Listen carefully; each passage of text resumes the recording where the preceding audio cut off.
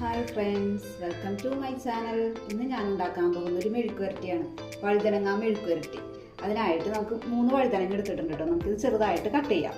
വഴുതനങ്ങ എല്ലാം ചെറുതായിട്ട് കട്ട് ചെയ്ത് വെച്ചിട്ടുണ്ട്. ഇനി ഇതിനായിട്ട് ഒരു പകുതി സവാള, പച്ചമുളകും വേണം കേട്ടോ. പച്ചമുളക് തീർന്നിരിക്കുന്നത്. അപ്പോൾ ഞാൻ മുറ്റത്ത് നോക്കിയപ്പോൾ ഇടിച്ചിട്ടിൽ ഒരു പച്ചമുളക് തൈ മുളച്ചിട്ടുണ്ടാകുമ്പോൾ 2 മുളക് ഉണ്ടായിട്ടുണ്ട്. നമുക്കതൊന്ന് പറിച്ചെടുക്കാം.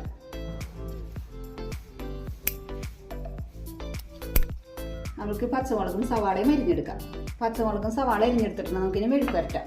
ചീനിച്ചട്ടി ചൂടായിട്ട് നമുക്ക് വെളിച്ചെണ്ണ ഒഴിച്ചു കൊടുക്കാം. വെളിച്ചെണ്ണ ചൂടായി നമുക്ക് അരിഞ്ഞ് വെച്ചിരിക്കുന്ന സവാള ഇട്ട് കൊടുക്കാം.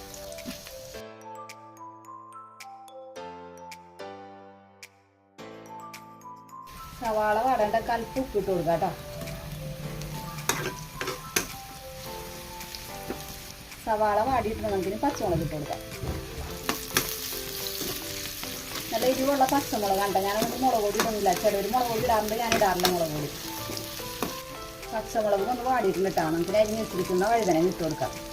സിമ്പിളായിട്ടുള്ളൊരു മെഴുക്ക് വരട്ടിയാണ് ഇത്. എല്ലാവരും ട്രൈ ചെയ്ത് നോക്കണേ.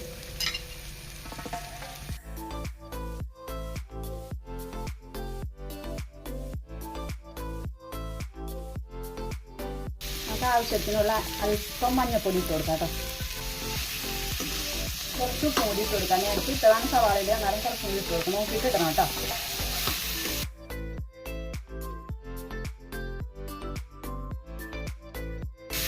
രണ്ട് മിനിറ്റ് നമുക്കൊന്ന് മൂടി വെച്ച് കൊടുക്കാം കേട്ടോ. 2 മിനിറ്റായിട്ട് നമുക്കൊന്ന് തുറന്ന് നോക്കാം കേട്ടോ.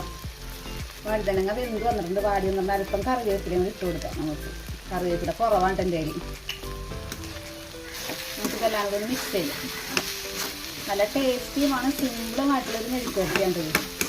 പെട്ടെന്ന് ഉണ്ടാക്കാൻ പറ്റും. എരിവ് ആവശ്യമുള്ളത് വേണമെങ്കിൽ കൂടുതൽ പച്ചമുളകോ മുളക് പൊടി ആഡ് ചെയ്യാട്ടോ. ഈ പച്ചമുളക് നല്ല എരിവുണ്ട്. 1 മിനിറ്റ് കൂടി നമുക്കൊന്ന് അടച്ചു വെക്കാം. 1 മിനിറ്റായിട്ട് നമുക്കൊന്ന് തുറന്ന് നോക്കാം കേട്ടോ.